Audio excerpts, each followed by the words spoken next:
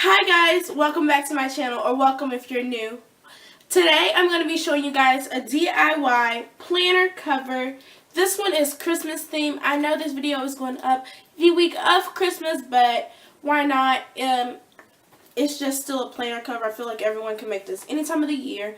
This is what mine looks like. It is just this gorgeous reindeer that says Merry Christmas. And then when you open it up, there is this cute foiled snowflakes, and they're super duper cute. I cannot think of the name of them, but this is it. I show you guys how to make it. Make sure whenever you do it that you do end up actually like punching into this, because it made it super, like, see how close it is, you can't see my pages, and in the front I really did punch that far into it, so it's like still kind of hard to see. But make sure you do that, and that's the only tip I have. The rest are in the video, so let's just go ahead and get started, shall we? Okay guys, so what you're going to need to get started is your planner cover. So I'm just going to remove this one off of my happy planner, and you're just going to need the front and the back. I don't really think you need both, but for my sake I'm going to use both because I know I will screw this up. So I'm taking the front and back cover. You're going to need a glue stick. You want a stick and not a liquid, a pencil, and any like scrapbook paper. I'm using gift bags because that's just the best for me. What is this thing called?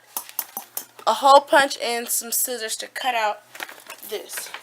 Oh, you're also going to need Laminator and eliminating sheets. My Laminator is behind the camera heating up right now, so if that's what you hear, some humming noise, I'm pretty sure that's it. Sorry, this is a little bit zoomed in. Too much zoomed in, I mean. There, maybe that's a better angle. Oh, too far.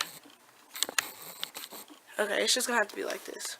So, yeah, you can kind of see some of my white background too, but that's okay. So, first things first is you're going to want to disassemble the back. Sorry if I sound out of breath. I am trying to film this before the sun goes down because it's now daylight savings time and the sun sets before I can even get my day started good. It's only like 4 o'clock and the sun is setting. Save your tag because I'm going to show you guys how to make a cute bookmark out of it. So that's what I'm doing. And I'm just going to cut this little clear part at the top off. Oops, I messed that up, but I probably won't be able to use that piece. This might be a voiceover. I really hope it is. I'm really hoping to get a mic. I'm not really for sure though, so just bear with me. So I'm ripping that off. And I'm going to remove this red back out of the way for right now. And I'm going to start just with this back. And I want to be able to use the front and back for 2 different planners. One for my EC and one for this one. So if you have an Erin Condren, you want to also do that. You're also going to need an Erin Condren hole punch. I won't be showing you guys how to do that because it's the exact same process. So now what I'm going to do is I'm going to open up the back like this. I don't know if you guys can see this. Let me raise you up a little bit.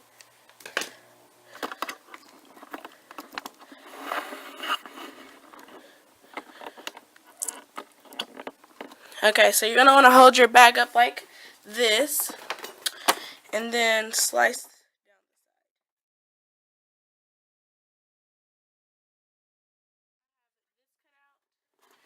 I'm going to flip it to the back, and I'm actually going to turn my mat. I guess I'll leave it this way. And I'm going to take my front cover and make sure that this is the way I want it to go, and just flip it to the back and basically try. Well, I'm going to trace it on the front because this pattern is really difficult for me. Because I have to decide which letter I want to cut a little bit off of. And it's going to be the CMIS. So I'm just going to trace around it. It doesn't have to be completely perfect. But I just need like straight lines, essentially. You can also just mark this out with a ruler. I'm going to have to use a pen, so let me get my pen out real quick. I'll be using just a pen I got from the Dollar Tree for this, guys. Putting it right back where I would like for it to be. Trying to get as much of Christmas as I can in here. I'm simply going to mark across the top. The corner doesn't really matter that much. And then right across the bottom. And the other side, of course. And it's really hard to write on this because it's like kind of like a smooth, like almost like a laminate, almost. So my lines are not perfect at all, but I think they're just enough so that I can see them. And I'm going to cut this out and I'll show you guys the next step. Or I'm going to go ahead and show you guys. So now what I'm going to do is I'm going to cut this out and then put it onto here and then cut it out again.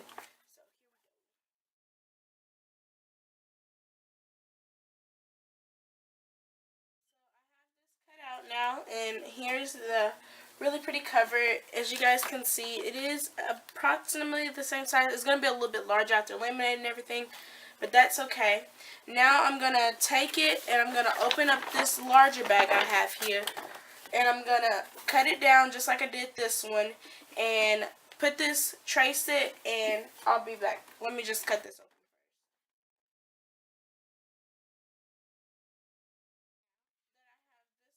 I'm going to flip it to the back, and I'm trying to make sure I like the pattern going sideways because I'm thinking I'm just going to trace it just like this onto here.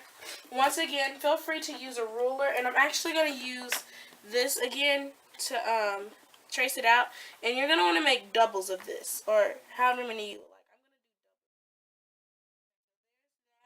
like. And I don't think I have enough to trace this again on this one.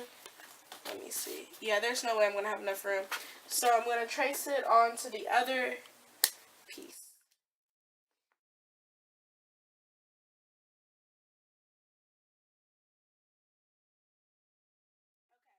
So now that I have these two done, I'm going to paste them bad side to bad side. Or wrong side to wrong side. Not technically bad. And you could feel free and just put like a different cover on here, like a different color paper, like a scratch piece. But I'm going to use this. Like, you could take a folder. Let me show you. You could take like a folder and then paste this to the folder and have it be. But I'm going to paste it to this because that's like what I want. Like, let me show you. So for this one, this is the one that originally came with my happy planner. It's just a piece of scrapbook paper, and then you just make a little laminate to go on top. You could do that. The other cover I've made is this one right here. It's a gift bag with just a plain yellow sheet on the back, and this one has washi tape. Another happy planner one are this one right here. It's polka dots and stripes. So the pattern is endless, and then this one is like chevron and stripes, polka dots I mean. And then this current happy one is, I have on my planner, was stripes and hearts. So it's really up to you and like what you decide that you want for your planner to look like. I am going to go ahead and do like a double-sided one because that's like how I like it personally. And I'm going to just glue them together, and I'll show you guys when I'm done.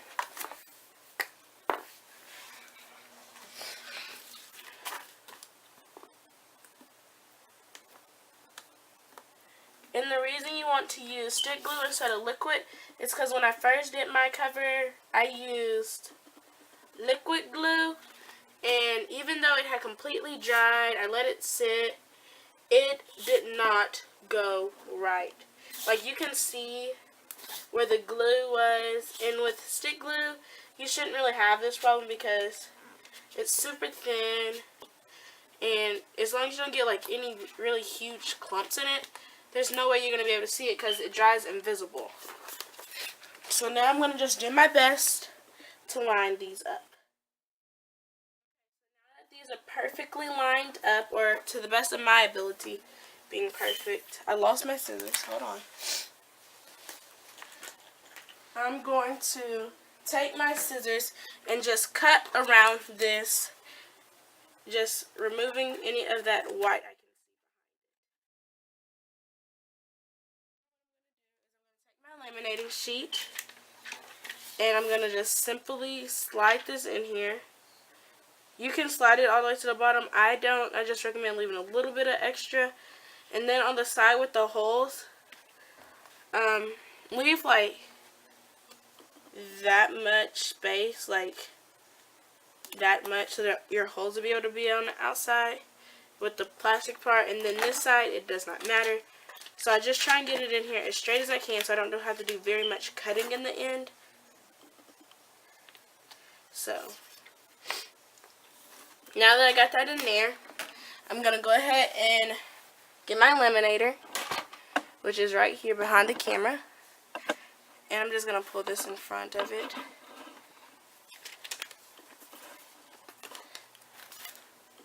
Yeah, okay. So now what I'm going to do is I'm just going to slide this into the laminator.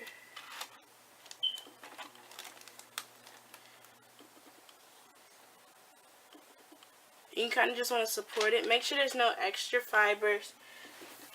And I just let it go through my laminator.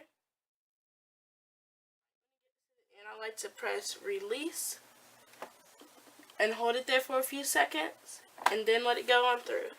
That kind of just helps and add a little bit more heat to make sure that it's going to completely seal itself.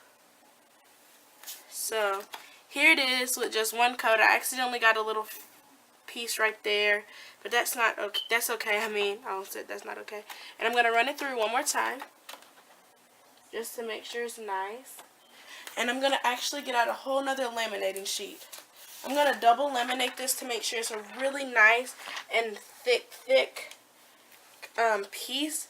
If you have 5mm paper, you might only need to do this once, but because mine is 3, I want it to be as thick as it can be. So we're going to just do it twice.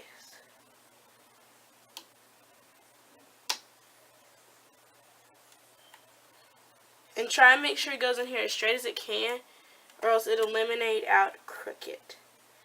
Like the lamination actually fold on itself.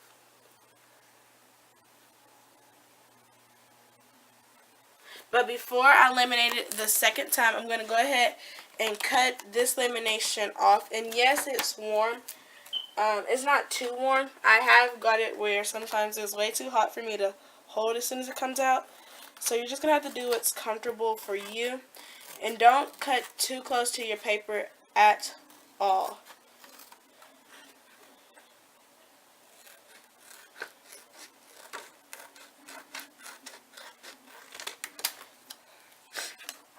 Like right here. I don't know if you guys are able to see. Hold on, let me look. Okay. So right here, you see how nice and close that is? That's really nice. But I'm not going to make sure it's that close everywhere because I don't want to accidentally cut into the paper, because then that's not good and I would have to deal with air bubbles later. And because I do have this little piece right here, I'm going to try and like seal it myself with my fingernail by rubbing it across. And that should kind of like allow for you to cut that little piece off without putting an air bubble into your whole thing. And now on this side, I'm not going to cut anything just yet, just because I'm going to trim it down just a little bit, like that much.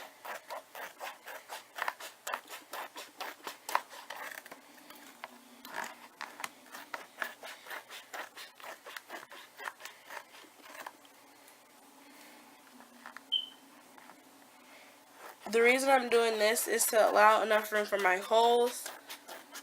You could almost just cut this first layer out close, and then your second layer, make sure it's really like enough room. I do recommend doing this with a what are those called? Like one of those paper trimmers, but I do not own one. And I also lightly trim the edges so that they're not sharp. I think this is the best edge to show. It's not sharp, it's a dull edge. So now I'm going to run it through my laminator again with the second sheet.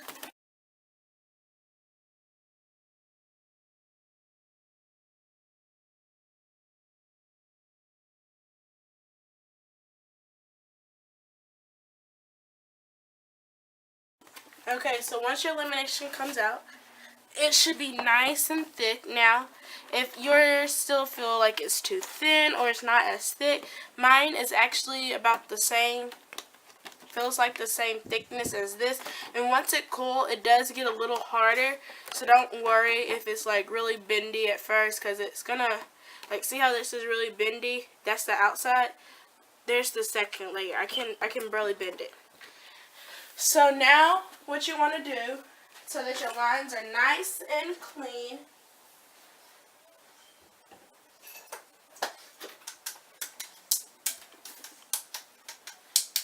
so now what you want to do so that your lines can be nice and clean is take a ruler and an X-Acto knife and like trim away the excess. But remember, don't cut into your ceiling. It's not always about how hard you push. It's better to do it more times and have it more consistent than to push hard and lose control and have it look messy. Now that that is cut off, I'm going to go back in with my scissors and just trim it up, just to make sure that all the lines are nice and smooth. Okay, so there it is. Now to do your holes, what I do is I put my old planner cover on top like this. And I know I've been preaching, don't go into your laminate. But if you have to like go into your actual piece, do it, as long as you don't go too far in and don't go overboard. So for this, I'm actually going to use a Sharpie because I want my lines and stuff to be very precise. And I can't see it on my black mat, so I have to move that. And I'm on my white mat. And I'm going to slide this to the edge, line it, center it the best way I know how. Pull it out, and there are my holes. And I'm gonna just take a normal hole punch, and wherever I see a hole punch it.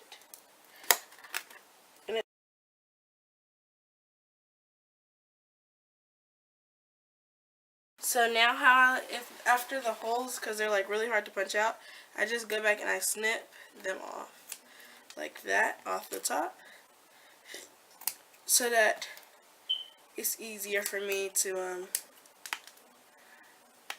just insert this into my planner this way.